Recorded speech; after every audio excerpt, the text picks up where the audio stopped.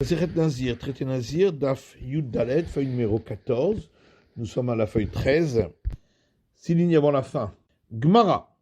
Baï Rava. Rava a posé une question. Amar Reini Nazir Laha Esrim Yom. Si quelqu'un a dit, je serai abstem dans 20 jours, ou Me'arsham Me'ayom. Et à partir d'aujourd'hui, également vœu d'abstinence de 100 jours. Mahou, qu'est-ce qu'il en est? Kevan de Halen Me'a Be'esrim no Shalmin. Puisque ces 100 jours ne seront pas terminés lorsque commencera la période au bout de 20 jours. La Haïlin, c'est pourquoi elle ne peut pas s'appliquer dès à présent, car il ne veut pas faire un vœu d'abstem en 2 temps. Au Dilma, ou peut-être qu'Evan de Hitle Gidul Se'ar les Besof, étant donné qu'après sa période d'abstinence qui commence au bout de 20 jours, il lui restera encore 80 jours à compter, ce qui est une période suffisante pour avoir les longs cheveux. Chaylin, c'est pourquoi la période des 100 jours peut commencer dès à présent. Et la Gemara demande, veut-il bailler les zirot moetet? Pourquoi il n'a pas posé la question s'il avait pris une période plus courte que 100 jours, c'est-à-dire la période minimale de 30 jours? Et la Gemara répond, Hadamigo Hada Kami Bayale. Il a posé sa question d'une période longue au cas où on aurait répondu à la question sur la période courte. C'est-à-dire, si tu réponds concernant le cas où il a pris une période courte, que dans ce cas-là, puisqu'il ne reste plus que 10 jours à compter après la période d'abstinence de 30 jours, la salikle halen asara, ces 10 jours ne lui sont pas suffisants, puisque c'est pas suffisant pour avoir une longue chevelure. Et donc forcément, il devra commencer toute cette période d'abstinence après avoir fait la première de 30 jours. Vadaï Nazir Me'ayon. Alors c'est sûr qu'on peut poser la question dans le cas où la période d'abstinence qu'il a prise est de 100 jours. Kevan de Hitle Tamnin Yomin Lebasov, puisqu'il a encore 80 jours à compter après avoir compté cette période de 30 jours. Salkinle, c'est suffisant pour lui, Olo ou pas. Et si tu veux répondre que il peut commencer cette période dès à présent, s'il a dit je serai abstem dans 20 jours, ou me'arshav nazir olam, et dès à présent je suis abstem éternel. Mahou, qu'est-ce qu'il en est? Michael Ale, est-ce que ce vœu d'abstem éternel commence dès à présent? Olo ou pas, puisqu'il est obligé de l'entrecouper avec une autre période d'abstem qui n'a rien à voir avec l'abstem éternel. Intim Tselomar, et si tu viens répondre, que même dans ce cas, puisque il pourrait encore délier son vœu d'être abstem dans 20 jours, Haïla, c'est pourquoi l'autre vœu s'applique immédiatement. S'il a dit je suis abstem comme Samson dans 20 jours, ou me'arsham nazir stam, et dès à présent, je suis abstem normal. Mahou, qu'est-ce qu'il en est? Car ici, le vœu d'être abstem comme Samson, on ne peut pas le délier. Michaela olo. Et donc la question revient, est-ce que le fait d'être abstem normal s'applique immédiatement ou pas? Amar ke Moshe b'shiv'a be'adar mai. Autre question, si une personne a dit « Je suis comme les vœux pour Moïse au 7 Adar », est-ce qu'il s'agit du 7 Adar de sa naissance, et donc sont des vœux de joie, ou du 7 Adar de son décès, et donc il s'agit de prendre sur soi le vœu d'abstinence? Pshot minayhu kadmaita. De toutes ces questions, on peut répondre à la première. Puisqu'il y a une braïta qui dit « Reini nazir la haresrim yom », si une personne dit je suis abstem dans 20 jours, ou me'arshav me'ayom, et également dès à présent pour une période de 100 jours. Moné esrim, il comptera une période d'abstinence pendant 20 jours. Vahaka moné shloshim, ensuite il comptera la période d'abstinence de 30 jours. Vahaka moné shmonim kedelashlim le zirut rishona, et ensuite il comptera 80 jours d'abstinence pour terminer le vœu de l'abstinence qui a commencé au départ. Nitma bime beno. Dans le deuxième cas de notre Mishnah, où il avait fait un vœu d'abstinence s'il avait un garçon, et un vœu d'abstinence tout court. Il a commencé le vœu d'abstinence immédiatement et il a dû faire une pause de ce compte pour accomplir le vœu d'abstinence lorsqu'il a eu le garçon et il est devenu impur pendant ce compte d'abstinence pour le garçon qu'il a eu. Rabbi Yochanan Amar Soter, Rabbi Yochanan dit, ça annule également le compte de la première période d'abstinence. Resh Lakish Amar Eno Soter. Resh Lakish dit, ça n'annule pas ce compte-là puisqu'il était dans sa deuxième période d'abstinence. Rabbi Yochanan Amar Soter, Hadan Nezirut Arichtaï. Rabbi Yochanan dit, ça annule également le premier compte parce que tout ça est considéré comme un long compte d'abstinence. Resh Lakish Amar Eno Soter. Resh Lakish dit, ça n'annule pas le premier compte, les Iroud d'idée les routes, Védébéré les routes. Parce que le compte pour le vœu d'abstinence qu'il a fait pour lui est une chose, et le compte du vœu d'abstinence qu'il a fait pour son fils est une autre. Nitma bimet tsarato. Si un abstème a eu une plaie de lèpre, et il a dû donc faire une pause dans son compte d'abstinence, jusqu'à ce qu'il se purifie de cette plaie de lèpre, et il est devenu impur par un mort pendant cette période due à la lèpre. Rabbi Yochanan Amar Soter. Rabbi Yochanan dit, ça annule le compte d'abstinence qu'il avait fait auparavant. Resh Lakish Amar Eno Soter. Resh Lakish dit, ça n'annule pas ce compte d'abstinence. Rabbi Yochanan Amar Soter d'Abin Zirut Kae. Rabbi Yochanan dit, ça annule parce que il était dans une pause au milieu de son compte d'abstinence, donc il est toujours dans ce compte d'abstinence. Resh Lakish Amar Eno Soter. Resh Lakish dit, il n'annule pas ce compte. Tzaraat lechud ou Zirut lechud. Parce que la période due à la lèpre, c'est une chose, et le compte d'abstinence en dit une autre. Utsicha. Et on a besoin d'enseigner ces deux discussions entre Rabbi Yochanan et Resh Lakish. Deit Barber Kamaita. Parce que si on avait enseigné que la première discussion, on aurait dit, Rabbi Yochanan Soter, que c'est uniquement dans ce cas-là que Rabbi Yochanan dit que ça annule le premier compte, Shem Nezirut Ahati, parce que tous ces comptes sont des comptes d'abstinence, donc tout est considéré comme la même abstinence. Aval Beha.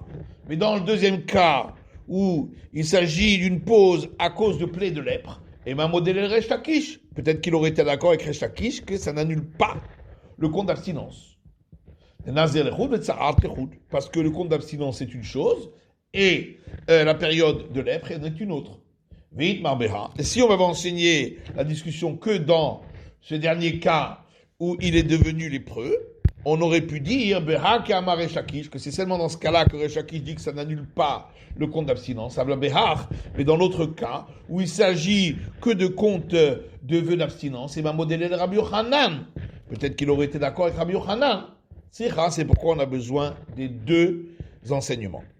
Nitma beyom gidul se'ar. Si il est devenu impur par un mort, alors qu'il avait déjà fini son compte d'abstinence, mais il lui restait encore à accomplir une période d'abstinence jusqu'à ce que ses cheveux soient assez longs pour les couper.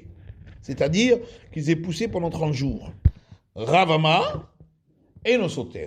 Rav dit, puisque le compte d'abstinence était déjà terminé, il ne sera pas annulé. Afilu Rabbi Yochanan Amar Soter, et même d'après Rabbi Yochanan qui a dit, dans les cas que nous avons vus, que ça annule ces périodes d'abstinence qu'il a comptées, ça c'est seulement lorsque c'était durant sa période de compte d'abstinence. Alors que lorsque c'est uniquement pour attendre que ses cheveux soient assez longs, c'est un surplus par rapport à la période d'abstinence. Ou Shmuel Amar, alors que Shmuel dit Soter. Ça annule toute la période d'abstinence qu'il a faite. Afilou Resh Lakish de Amar En Soter, et même d'après Resh Lakish qui a dit dans les cas que nous avons vus que ça n'annule pas, Atam Shten et Zirut. Là-bas, il s'agissait de deux comptes différents d'abstinence. Hadan et Ziruta. Alors qu'ici, c'est le même compte puisque c'est pour terminer et avoir les cheveux suffisamment longs. Amar Afrizda. Afrizda dit Akol Modim Shim Kidesh She'ar Bedam En Notakana. Tout le monde est d'accord qu'un abstème qui avait déjà terminé sa période d'abstinence et était déjà apte à raser ses cheveux parce que on avait déjà aspergé le sang de son sacrifice et il est devenu impur par un mort, qu'il n'y a pas de solution. Et la Gemara demande à l'Iba de Man, Ce qu'on vient de dire, c'est d'après qui? Rabbi Eliezer. Si c'est d'après Rabbi Eliezer.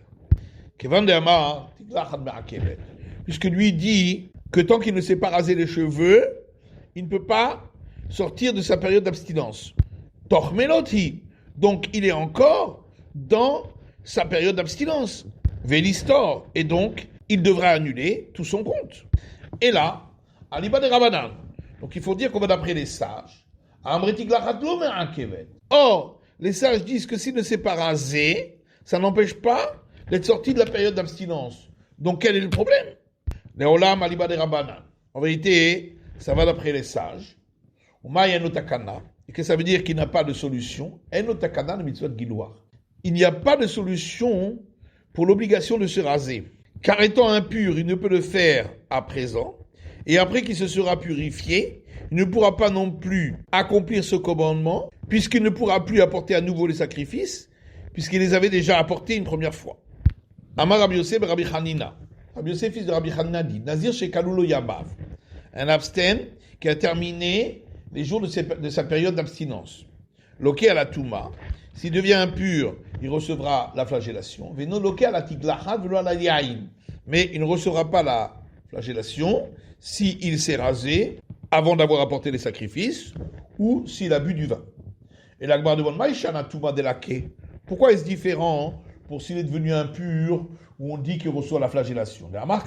Parce que le verset dit dans les nombres, Kol Yeme Haziro Lachem, pendant tous les jours où il est abstain pour l'Éternel, il ne pourra pas se rendre impur. Les Rabot Yamim chez la Hamelot, qui Yamim chez l'Ifne Melot. Puis c'est marqué tous les jours.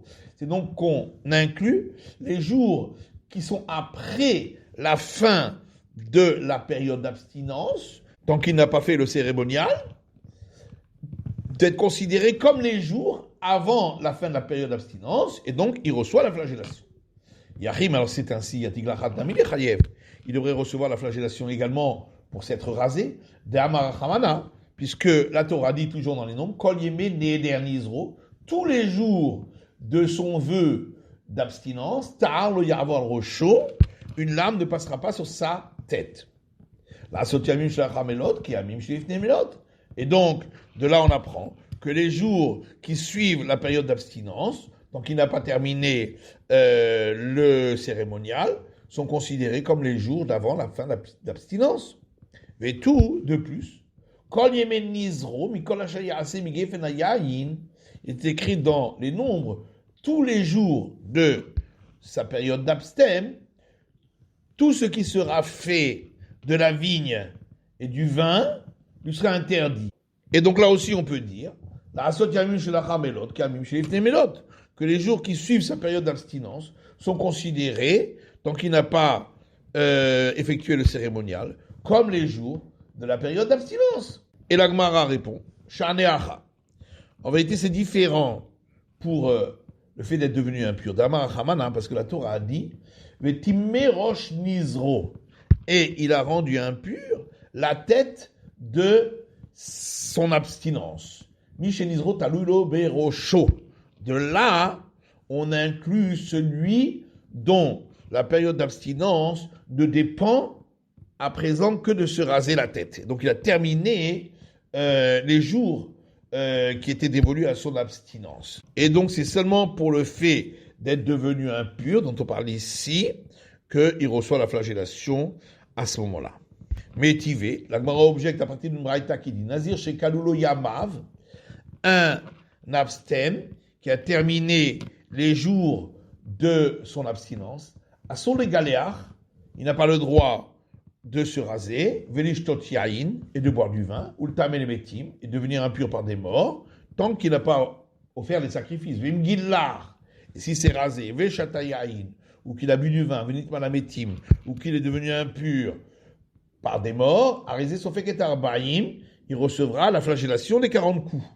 Tufta, c'est donc une objection totale à l'enseignement qu'on avait vu auparavant. C'est la fin de l'étude du DAF Yud Dalet de la feuille numéro 14.